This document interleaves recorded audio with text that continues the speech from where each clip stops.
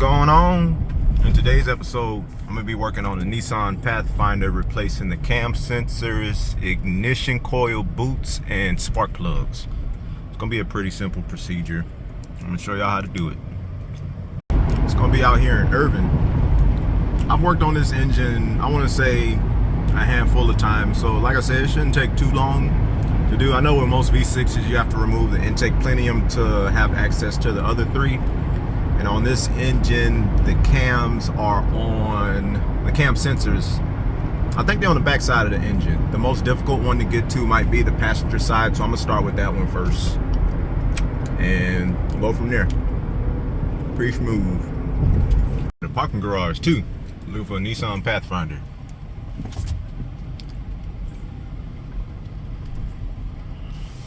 I think I wanna work on the upper floors too today on this one.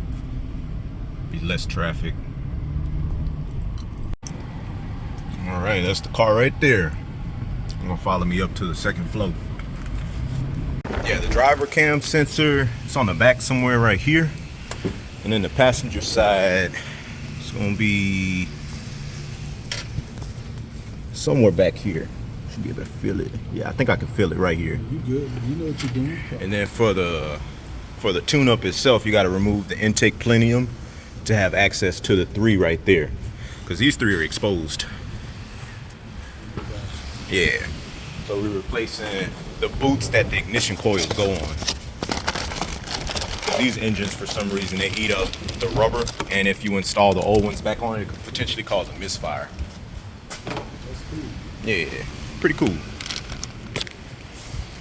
I'm learning from you, man. Yeah. I'm not mechanically inclined, a little. Yeah. If you got any questions, as you are, but you know, I know a little something. yeah, if you got questions though, let me know. I'm gonna do an episode where I pretty much explain like all sensors and how they work. Like these cam sensors, they can communicate with the crankshaft sensor, which is the one that counts how many rotations the bottom of the engine rotates. You knew something wrong when you cranked it up, huh? Yeah, how long it takes, because usually like I was wondering why. I was like, I kept telling my mother-in-law, because she's mechanically inclined. Mm-hmm. Oh, is she? She's 70-something years old, man, but she's a beast. Dang, that's what's up. You know, back at home, she used to drive school bus. Yeah. She retired, Mm-hmm. and she had her own school bus, and her brothers were, when she was young, used to always fix her own cars, so she learned a lot from them. Yeah. She kept up bus running herself. That's what's up. Yeah, it's really good to know for sure. At least just the basics. At least that's power steering fluid right there. Is it coming out or something? Yeah, that's normal. Okay. Typically just kind of like overflows. Let's see. All right. Shouldn't take too long too. All right. The tools we gonna need: 10mm to disconnect the negative battery cable. Probably some 10s to disconnect all of this right here. Flathead screwdriver. Disconnect this. Disconnect. What else we disconnecting? For the cam sensors, it's going to be a 10mm on the back side. I'm going to show y'all a better view of it in a second. Pretty nice out today.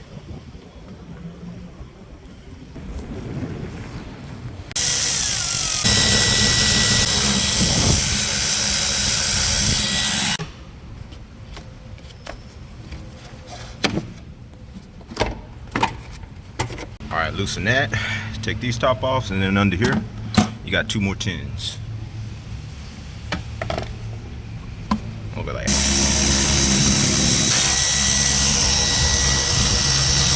All right.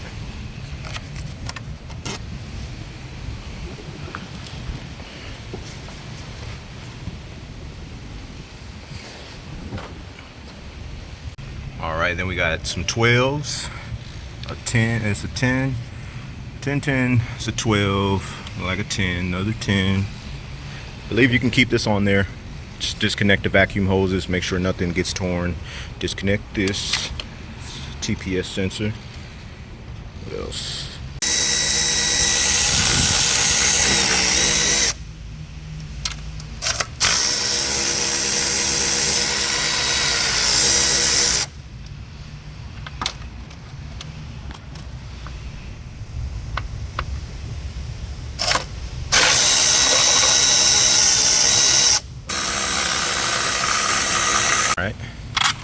Put these somewhere special.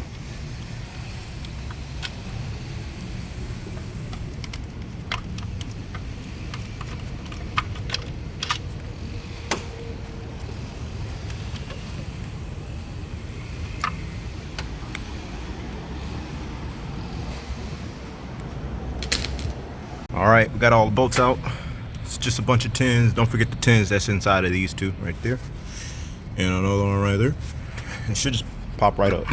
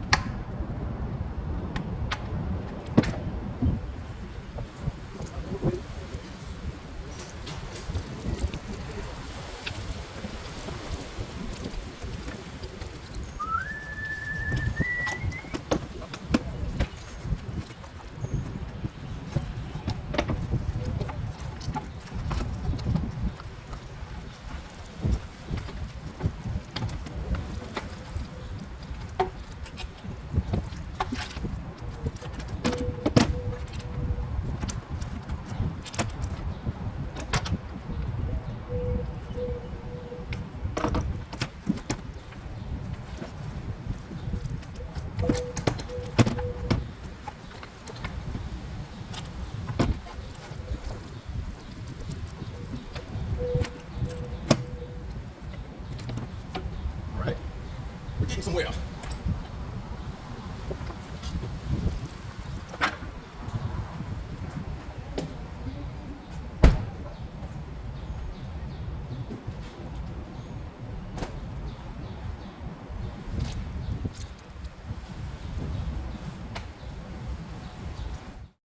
All right.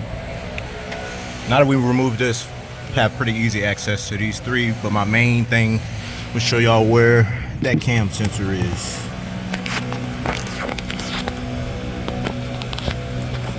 Right there.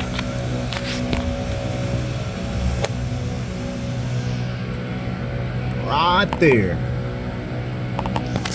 Got it out the easy way. I left it connected and I just I loosened the 10mm bolt and just pulled it out as one.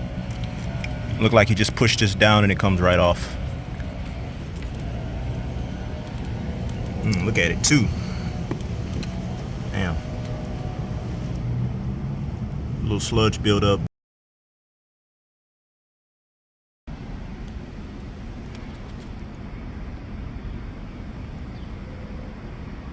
Yeah, that's also much easier. Just remove the sensor out the engine itself with it still connected, and then you can use like some pliers to kind of like squeeze down on it. It'll come right out. It's not a traditional clip. All right, spark plugs. Hella easy.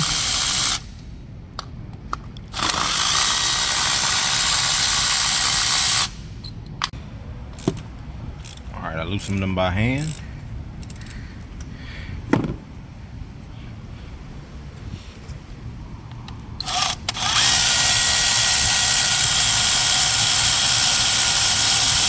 Out of there. Oh, they look terrible too. Look at that. All right, for the driver's side, it was super easy. So that one right there connects to the back side with another 10mm. Look how both these sensors looked. This is why it's important to stay up on your oil changes. But I think it would have been inevitable with them looking like this. It's probably the original ones from 2011. So they held out pretty good. It's about 11 years. Say Denso on the parts. Still got the factory markings on them. So it's not too bad, not too bad. Remember, it's important to change both of them. Hardest one is on the passenger side, so start on that one first. Got these spark plugs installed already with the new ignition coil boots. Not bad, not bad. Last three, putting all this back together. All right, we got everything put back together. Make sure all the electrical connectors are on there tight. Battery cable back on tight. Vacuum lines back on. All the brackets in place. Start it up. Oof, instantly. Nice. Super smooth, way smoother than last time.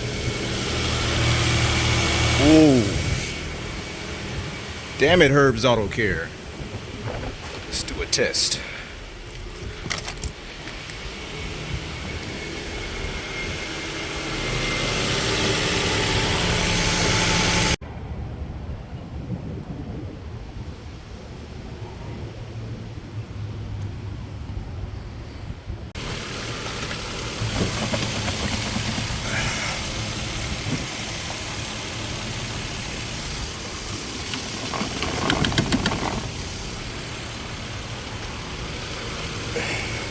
All right, on to the next one. Pretty proud of that one. Customer was very happy about it too. Hasn't ran like that in a long time. There you go, right there, Mr. Moonson.